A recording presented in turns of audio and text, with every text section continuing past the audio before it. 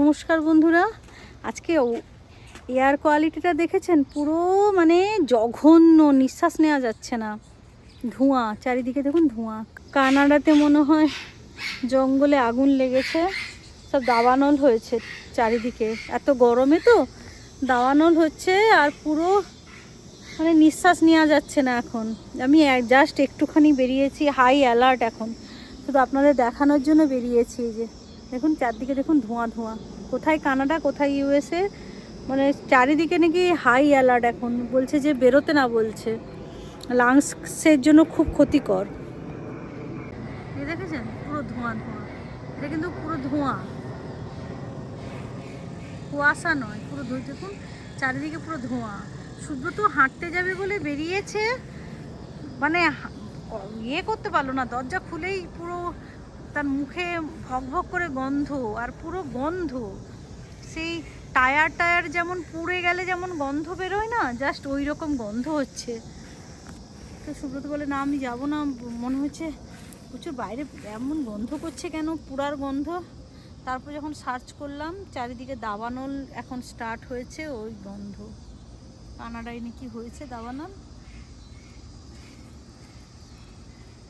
কি অবস্থা, এই ফুলগুলো এখন ধরেছে, কেমন হচ্ছে জানেন? আমি বাইরে বেরিয়ে এসেছি, ওই জন্য চিৎকার চলছে। সুব্রত পারছে না সামলাতে, থাকতে চায় না আমাকে ছাড়া, কেমন চিৎকার করছে দেখেছে। লোক ভাববে তাকে হয়তো মারা ধরা হচ্ছে, এমন অসভ্য হয়েছে ওটা। দেখুন জংলি স্ট্রবেরি চারিদিকে হয় আমাদের। মানে গলা জ্বলছে, এইটুকু বেরিয়েছি, গলা জ্বলছে। এই ফুল টুলগুলো দেখুন, একজন বেরিয়েছে, একটু ভিডিও করে নিলাম। এগুলো বেশ ধরেছে এখন ফুলগুলো। শুধু চেঁচাবে, শুধু চেঁচাবে, তাকে নিয়ে আমাকে থাকতে হবে জানেন।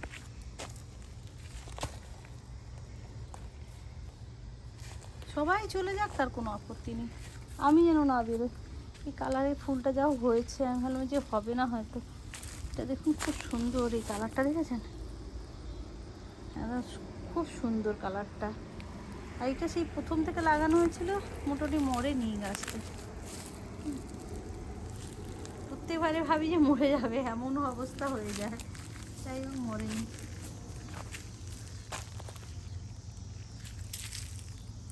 বাবা এই দিকটা দেখুন কেমন অবস্থা, পুরো প্রত্যেকের ঘরের উপরে যেন ধোঁয়া, বুঝলেন?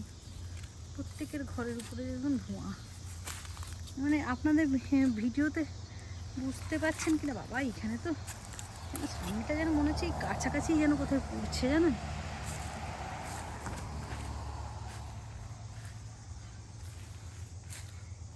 এই পাশেও চিৎকার শোনা যাচ্ছে। আমি পেছন দিক দিয়ে একটু সামনে চলে এলাম, আমাদের বাগানের পেছন দিক দিয়ে আমি ঘরের সামনে এলাম, তাতেও শোনা যাচ্ছে। তাও এবারে যেভাবে কেটে দিয়েছিলাম, ভাবছিলাম যে ফুল একদম হবে না, মোটামুটি হয়েছে।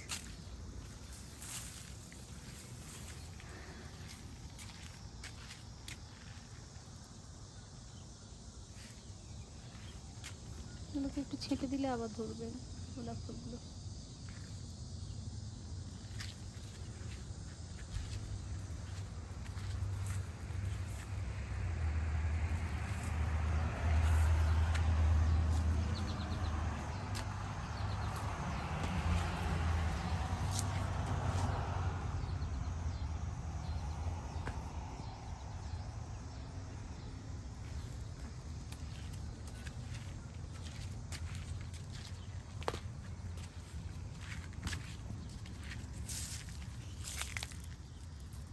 লিলি ফুলের কালারগুলো বেশ সুন্দর।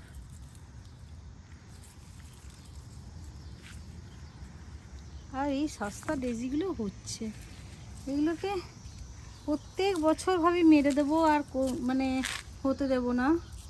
সেইটা নিজের থেকে, মানে একটা গাছ লাগানো হয়েছিল এখানে, কিভাবে হয়েছে দেখেছেন? এই যে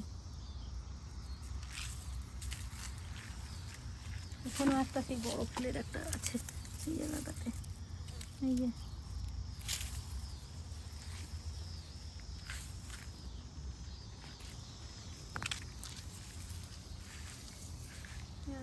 দিয়ে এসছি সেই দিকেই চলে যাই। এই জবা গাছের এখনো কুঁড়ি আসেনি, আসবে, এগুলো আসবে। এটা আগের বছরের গাছ, দেখুন কত বড় হয়ে গেছে। এই ফুলটা নতুন হয়েছে তাই দেখানোর জন্য এলাম। এখানে হয়েছে আর ওই পাশেও দেখালাম।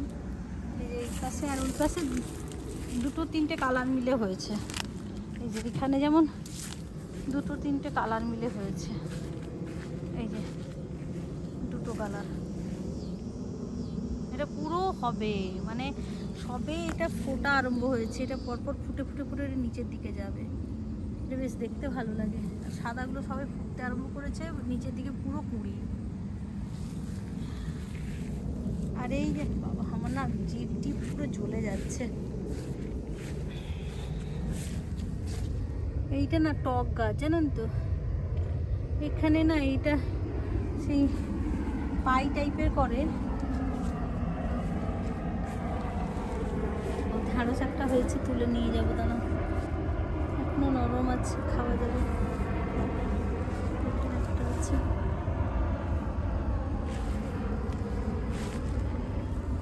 সিম গাছের সব ফুল চলে এসছে, এগুলো সব সিম গাছ। এই তিনটে সিম গাছ একা একা হয়েছে, লাগানো হয়নি, কিন্তু ওই পাশে লাগিয়েছি। আর এই যে একটা বেগুন, এখানে একটা বেগুনটা মাটিতে ছুঁয়ে গেছিল, সুব্রত তার নিচে একটা কৌটো টাইপের ধরিয়ে দিয়েছে, কারণ মাটিতে লাগলে না পচে যাবে, তুলে দিয়েছে। এত চিৎকার করছে না, সুব্রত বলছে চলে এসো। এই যে লঙ্কাগুলো দেখুন কিছু হয়েছে, এটা ধানি লঙ্কা, জানেন তো। এই যে এখানে একটা ধানি লঙ্কার গাছ, মোট তিনটে ধানি লঙ্কার গাছ আছে। এই যে এখানে একটা আর এখানে একটা, বেশ মুখ টুক জ্বালা করে, খেতে ভালো লাগে। এখানে যেমন লঙ্কার ঝাল হয় না। হ্যাঁ,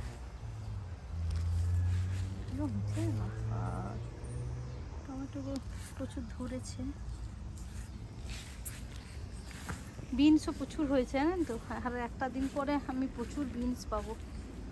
এই যে এখানে পুরো পুরো দুটো জায়গাতে পুরো বিনস হয়ে গেছে। এবারে এখনো শশা ঠিকঠাক হচ্ছে না, প্রত্যেকবারে শশাটা প্রচুর ধরতো, এবছর কোথায় শশাই ধরছে না। এখনো জুকিনি আসেনি, শুধু মেল ফুল ভর্তি। আচ্ছা, এখানে একটা শশা হয়েছে, তুলে নিয়ে যাই, রাত্রেবেলা স্যালাড খেয়ে নেবো। এই যে দেখেছেন একটাই হয়েছে। মোট এতগুলো শশা গাছে মোট তিনটে শশা না চারটে শশা পেয়েছি। এর আগে একবার তুলেছি তিনটে, আজকে একটা, আর নেই। এই যে ওই জন্য ভিডিও করতে পারছি না, কি সবজি তুলা দেখাবো। এই যে এটা তাও আর কি হয়ে গেছে, মানে কিছু কিছু সবজি তুলছি।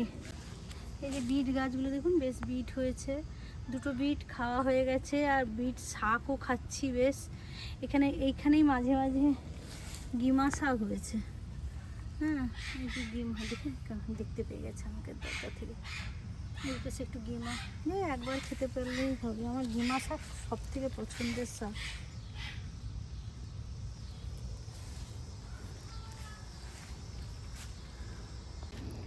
তো চলুন দেখুন কেমন অবস্থা, পুরো ধোঁয়া ধোঁয়া ধোঁয়া, যেন মনে হচ্ছে কুয়াশা, কিন্তু কুয়াশা নয়, ধোঁয়াই পুরো, আগুনেরই এটা ধোঁয়া। মানে নিঃশ্বাস নিতে না কষ্ট হচ্ছে, মুখ পুরো জ্বলে যাচ্ছে এখন। তো চলুন একবার গুনগুনকে দেখিয়ে দিই। এই যে গুনগুন, আজকে গুনগুন না প্রচুর কাঁদছিল, জানেন। কী রে বাবা, কেসেছিল বাবা, মুখটা কেন এরকম হয়েছে? এক্ষুনি ওটা মোছামুছি করে দিয়ে গেলাম, আবার কি বের করেছে মনে হচ্ছে।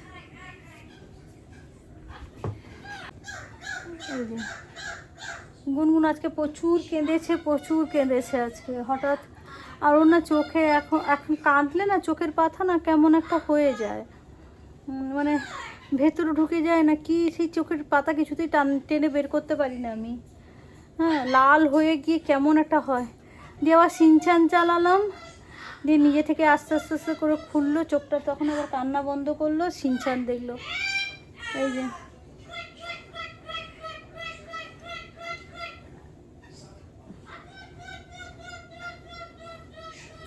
এই হচ্ছে অবস্থা এখন গুনগুনের, এই যে শুয়ে আছে।